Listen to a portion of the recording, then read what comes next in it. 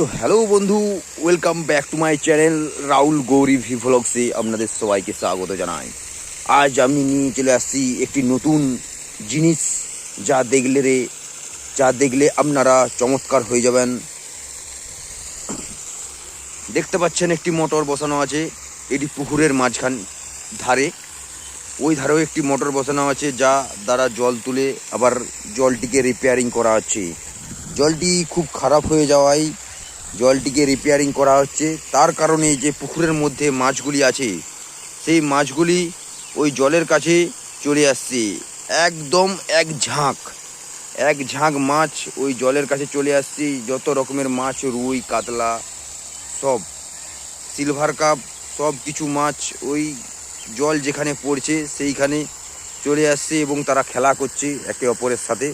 দেখতে পাচ্ছেন খুব সুন্দর একটি জিনিস আপনাদেরকে আমি দেখানোর চেষ্টা করছি।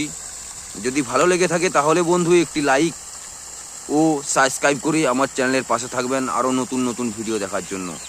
দেখতে পাচ্ছেন কত সুন্দর জিনিস। মাছগুলো দেখুন কত সুন্দরভাবে খেলা করছে।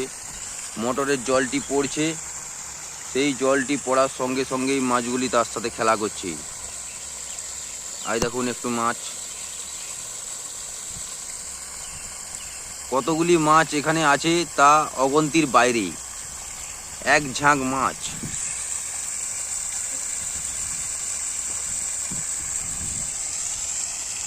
এখানে বন্ধুরা দেখতে পাচ্ছেন